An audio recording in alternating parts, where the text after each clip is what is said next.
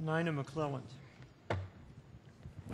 Every speaker that I've introduced so far, I've tried to single out one thing that I'd like to concentrate on. And with Nina, that's really hard because there are so many things. I suppose her tenure as president and CEO of the National Sanitation Foundation is really noteworthy because it saved lives and contributed to the well-being of a lot of people. Her decade or more of on the board of ACS, on which she was chair for, I think, 3 years, 4 years. That's notable too. I think, and there was some stuff she did with the UN and some things with EPA that perhaps she'll talk about. It seems to me that Nina is one of the most influential individuals in science. Victor, you're too kind. Truly, I think with intros like that, one should leave. And also, I was going to say when I came up here, I can't really say this is welcome to the old gals club, can I? Susan, I'm glad you're here.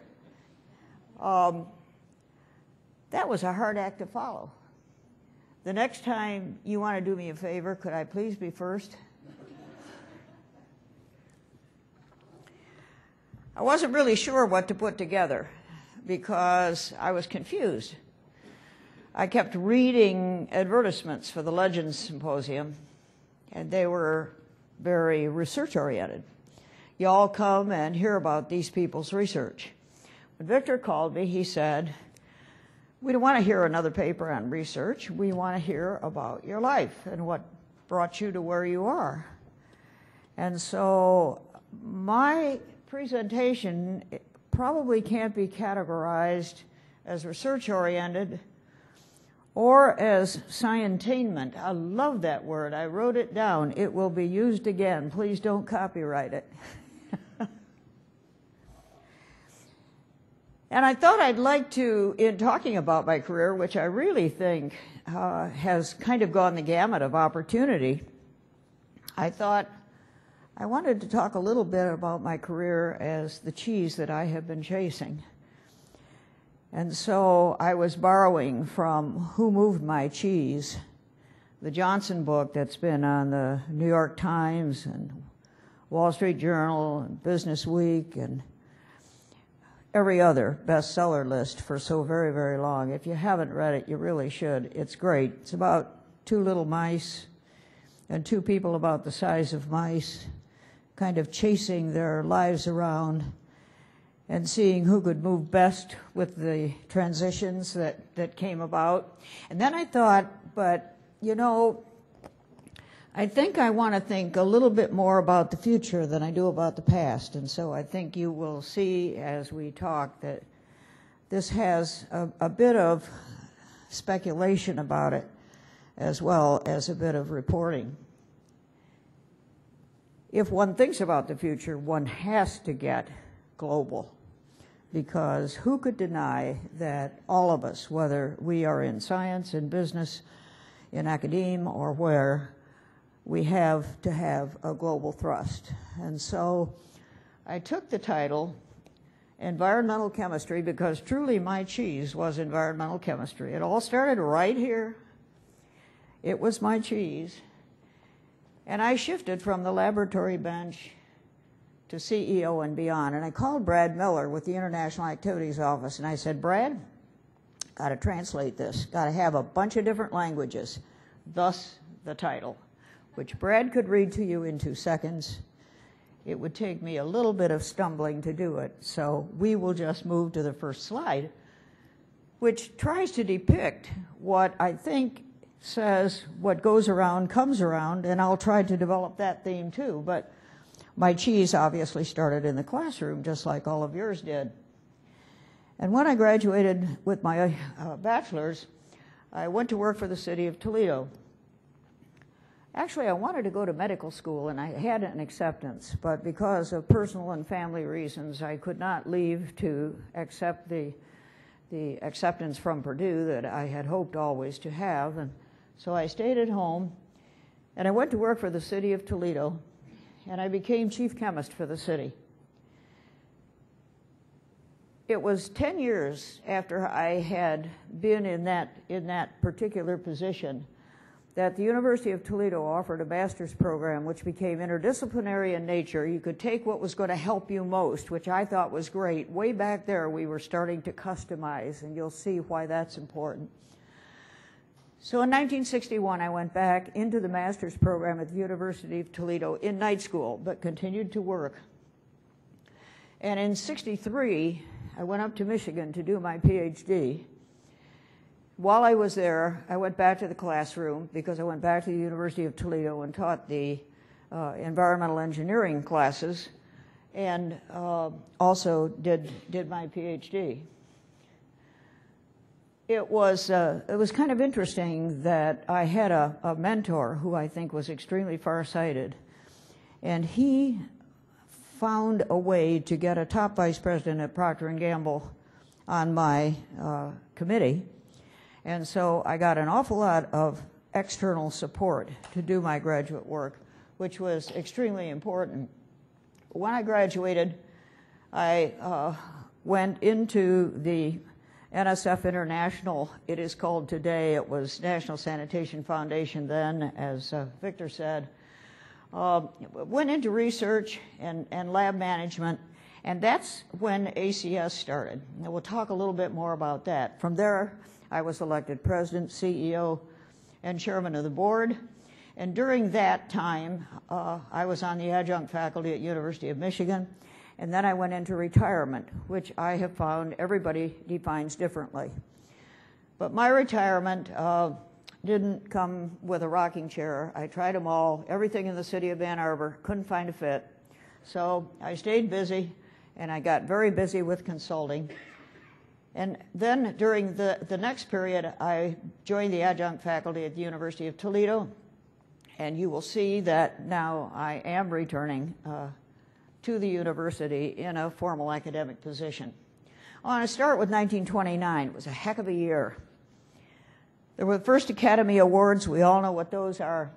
Betcha a lot of you people don't even know who Wyatt Earp was. But boy, I did. When I was a kid growing up, he was one of those root 'em, shoot 'em cowboys, and he died that year. Then there was the Big Bang Theory that was introduced. Popeye debuted. The Great Depression began, and I was born. And somehow it seems to me that the third, fifth, and sixth bullets are in a way kind of joined. The Big Bang Theory, the Great Depression, and Nina. Something in common. Let's talk about ACS for a minute. ACS for me, I was a student affiliate, but I don't even remember it, to tell you the truth. It really started for me in 1968 when I came to an ACS national meeting to give the first paper from my dissertation, which incidentally was at the time that they were trying to get to a linear surfactant from a brand surfactant, and that was what I was involved with. But my chairman was K.H. Mancy, whom you know, obviously.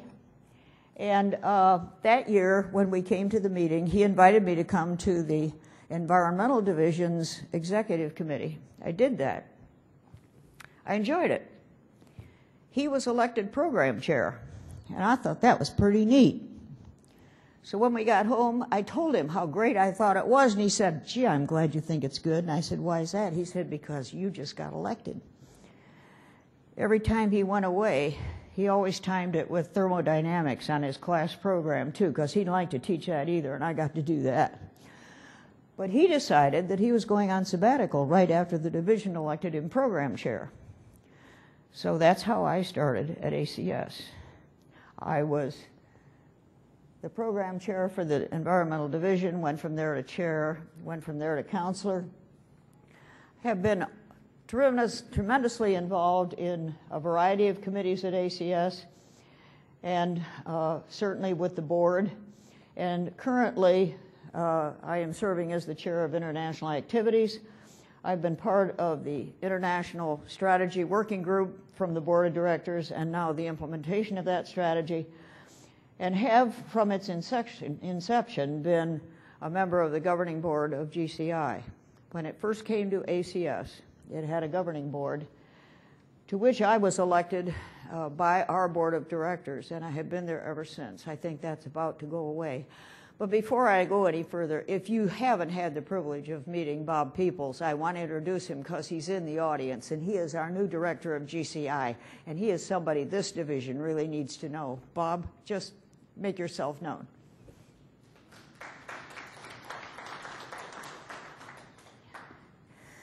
I want to talk a little bit about NSF.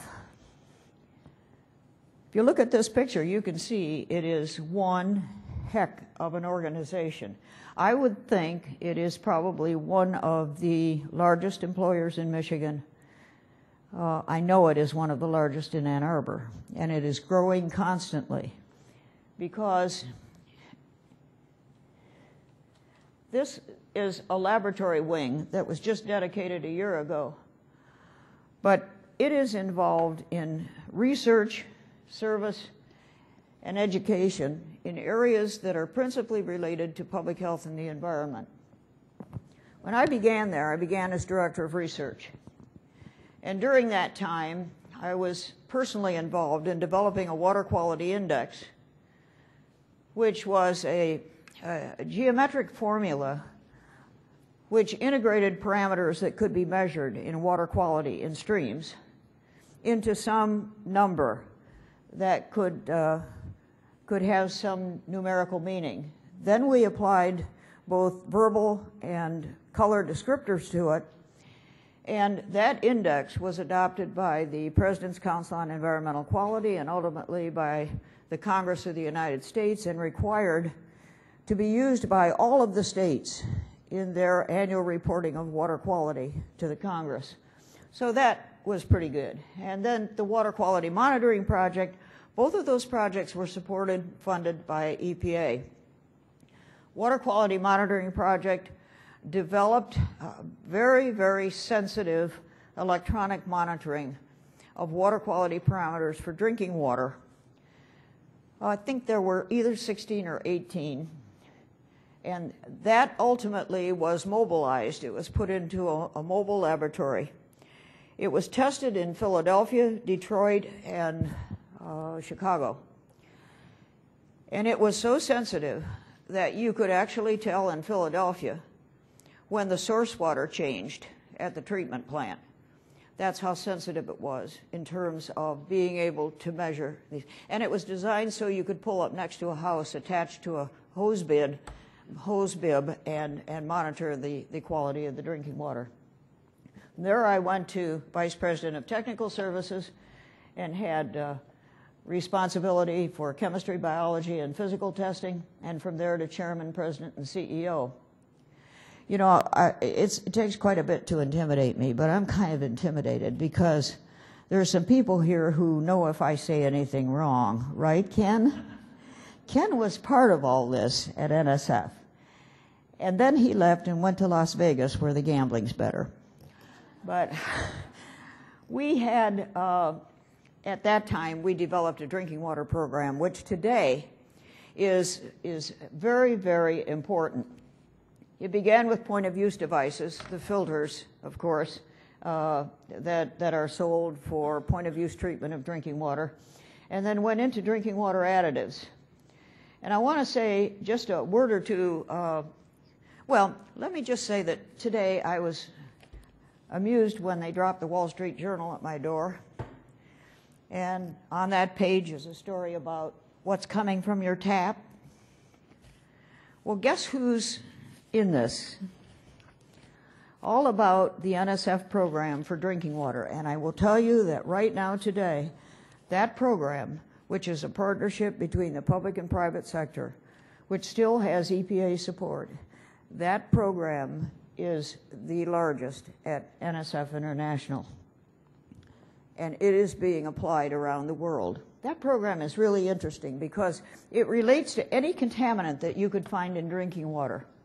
Anything that could be contributed during the treatment, storage, or distribution of drinking water falls into that program.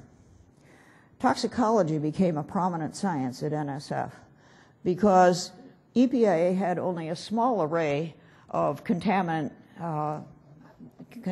that were regulated.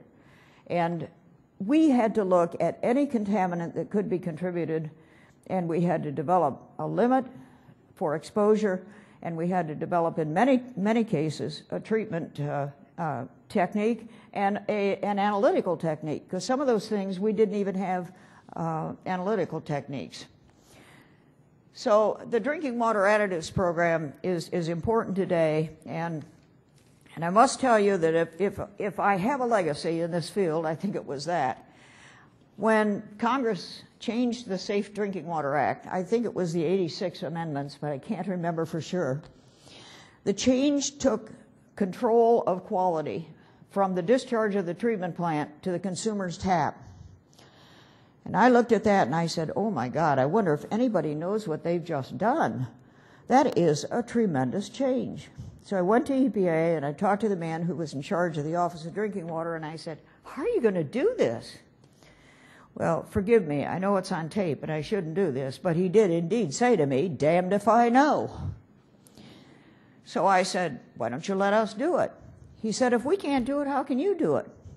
Well, that's the beauty of the things that NSF does. NSF can do research, can certify and verify the compliance with standards, can develop standards, can do all of those things, the same as EPA can do, but we can do it on a pay-for-play basis so that it's not just public money that takes us there, but rather it's the people who are affected in their products and in their sales by the kind of work that we're doing. Makes a big difference. EPA became a partner in it, though, and is still a partner today. Because very quickly, how these kinds of things work. If you have a private sector organization like NSF, you do these things under a contract with your customer. And those contracts are legally binding. They rarely fail. But should they fail, if there were a problem, and we had somebody who wanted to violate the contract, we can go back to EPA, and EPA steps in as the enforcement agency and then takes over. So it's a great partnering arrangement. And the laboratories, state of the art. I like to say the chemistry laboratories at NSF are really to kill for. They are wonderful. We can all appreciate them. Then I went into consulting when I retired, and I've had a lot of wonderful opportunities in the consulting business, but I'll just tell you about a couple. I represented the United States during the UN water decade, and I gave the paper for the United States at the UN, and that was a real thrill. But it certainly did make me aware of how difficult it is for people in some parts of the world to survive because they don't have drinking water. The water is not there as a source, and if it is, it's so contaminated they couldn't drink it anyway. I worked for the World Bank for a year. In the NAFTA arrangement, Mexico fell way behind the US and Canada. The World Bank found some money, wanted to provide a mechanism for Mexico to play catch-up, and I was sent there and felt like Santa Claus. I think I had $600 million to give to Mexico. All I had to do was identify where it should be spent. That was a wonderful experience. And then now I am doing a major consulting job with the American National Standards Institute, the subject of which is chemical regulations. Chemical regulations is really a hot topic. I hope if you are not familiar with what's going on in regulating chemicals around the world, that you will make yourself familiar with it because it's just huge. We have the alphabet soup, everything from REACH to ELV, end-of-life vehicles, and those 3 question marks at the end. Those of us who are working in this field substitute with the letters WHN, which stands for, as you might guess, what the heck is next? Because it's an enormous issue here. REACH stands for Registration, Evaluation, Authorization, and Restriction of Chemicals. It comes from the European Union. Some of the regulations are out of Europe. Some of the regulations are from the UN. But this one is now in effect, and it's causing havoc in our industries. I'll tell you why. One of the things that I think is hard to understand, the two most important aims of REACH are to improve the protection of human health and the environment from the risks of chemicals. No problem. Buy that real cheap.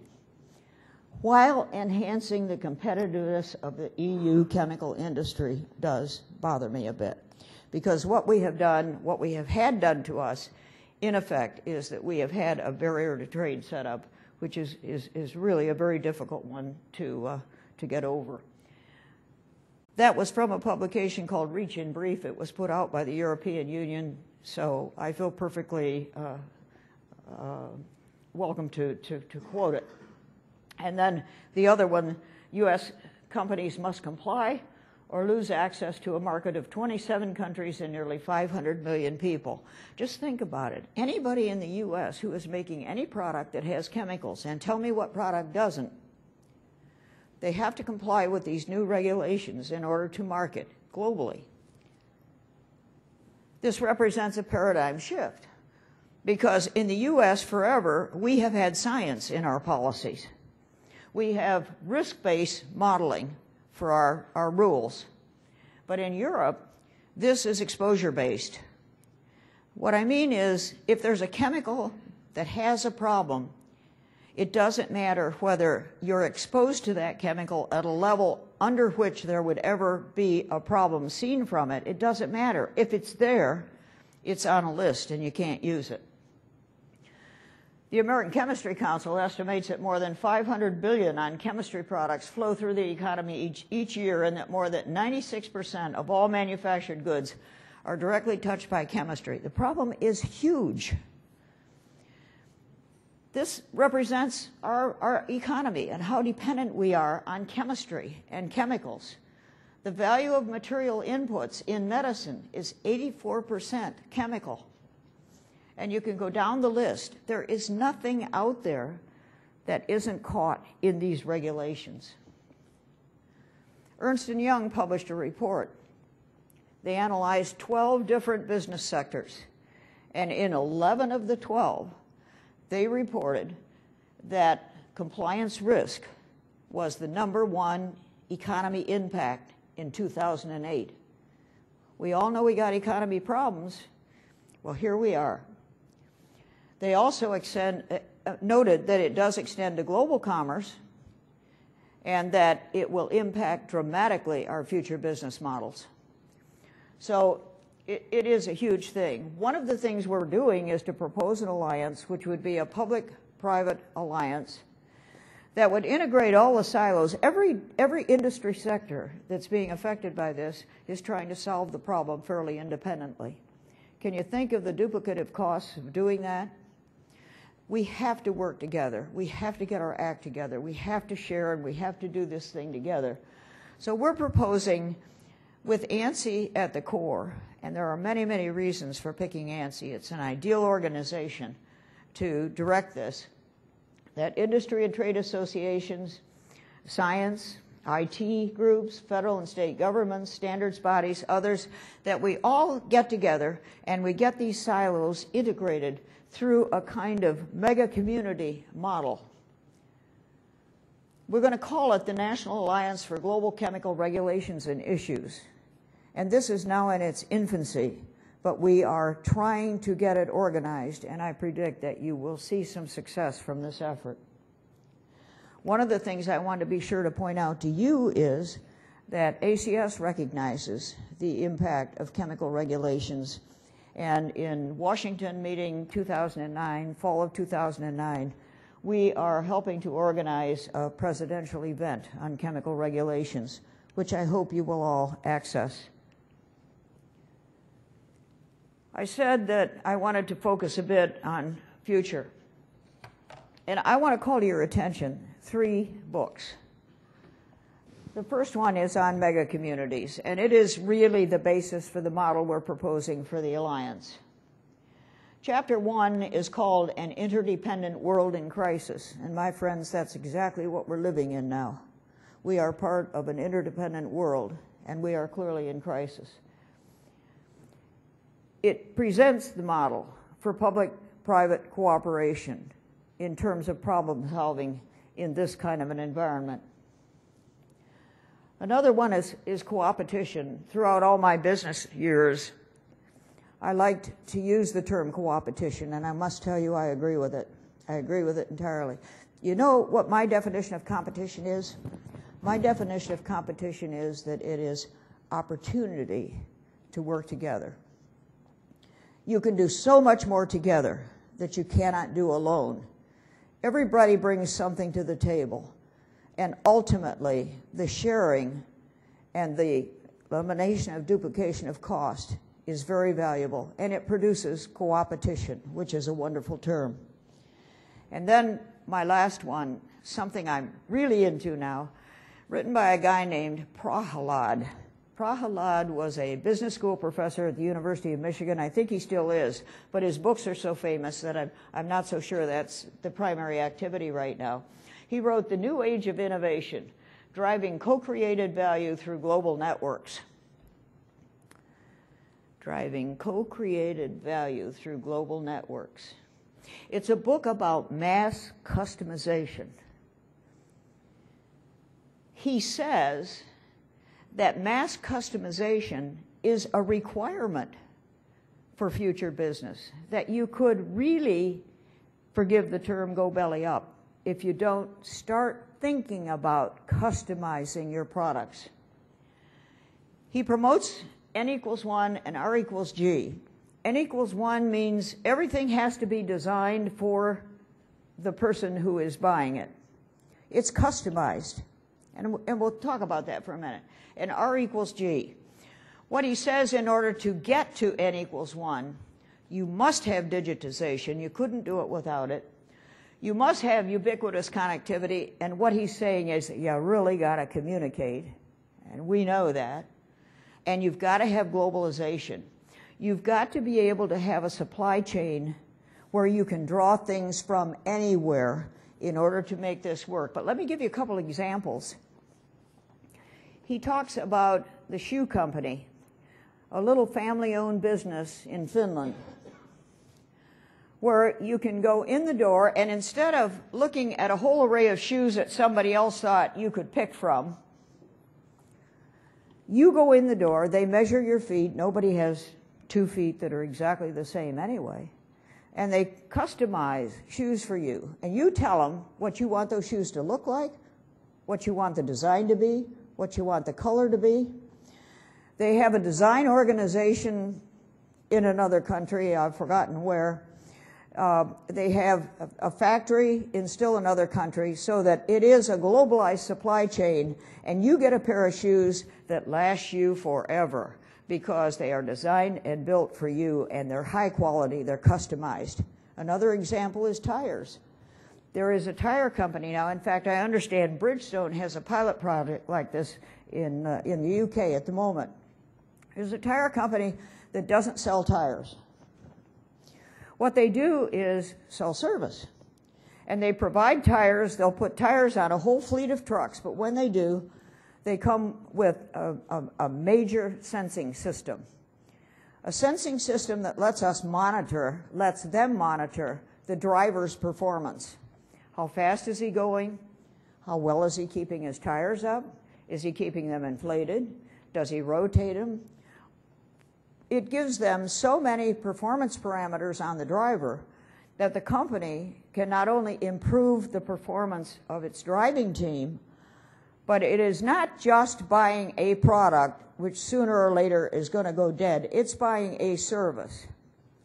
And it's kind of an interesting concept. A third example they give an insurance example. They also give an example of tutoring in high school. There is a company now that offers tutoring in high school in a very, very unique fashion, where the student really picks what he needs, who he wants to get it from, how much of it he needs, when he needs it. It's entirely customized for the student.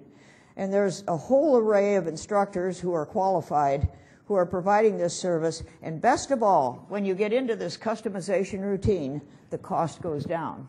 So the cost of tutoring the student is $99 regardless of who you pick from the global supply chain to do that tutoring. And it's really interesting, and it's catching on. And the thing that I guess I like most of anything is that I joined the member network at ACS, and I imagine a lot of you did too. I told you before I participated in the development of the international strategy and in the plans for implementing that strategy. And if you look at those programs, they are customized programs.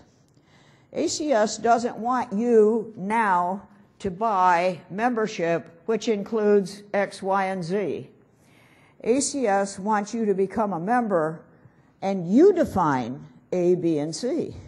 You tell them which of the products you want. And if it's a product that isn't offered, the chances are very good it will be developed so that it's a totally customized approach to serving the customer, which is you. I think it's really neat that ACS has got. I don't think they did it intentionally. Don't think they knew that they were doing, but I think they did the right thing. Now, I said what goes around comes around. My cheese started in the classroom. The breaking news is last week I accepted an interim dean position in arts and sciences at the University of Toledo. And I was interested. You had up there a chart, Walter, of descriptors for various titles throughout your career. And when you got to department chair, you called it a carnivore. What do you call a dean? Yeah, there you go.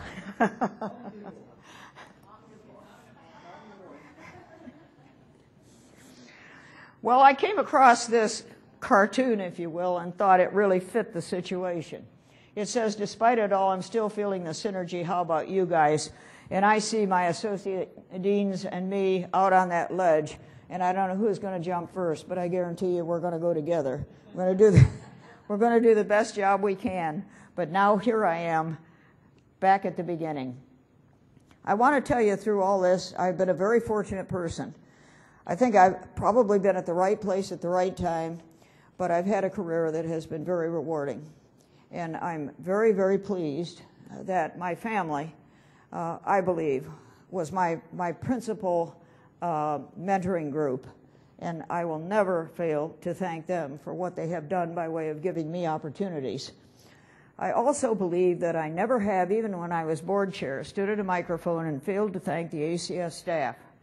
The ACS staff, in my opinion, is the best in the business. And I always will thank them for what they have done to support the volunteers in the organization, the members in the organization, to get where we are and do what we do. And there are many others, like Vic and Susan and others who have been mentors. There are many, many people to thank. I never want to fail to do that because I have so much to thank them for.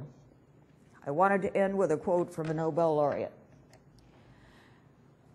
The three keys are, so far, what went before, hereafter, what's going to come, and what's crucial. So far, scientists have pursued the truth about nature, while engineers have solved practical problems faced by society. Hereafter, scientists are expected not only to have specific abilities related to their research, but also have an ability to foretell the trends of future society. And I think that's terribly important. It's important in regulations. In regulations, we have to be sure that we keep science in. And now that we're fully complying with the exposure model in order to sell products in Europe, we're leaving science out. That's not right. We've got to be sure that we have science in. That's our job. The crucial point is to create and maintain a sustainable society. Boy, everybody loves that word, a sustainable society for our offspring. Science and technology must contribute to this. This is what I believe. Thank you for giving me the chance to say it. Bless you all. And if there are questions, I'd be happy to take them.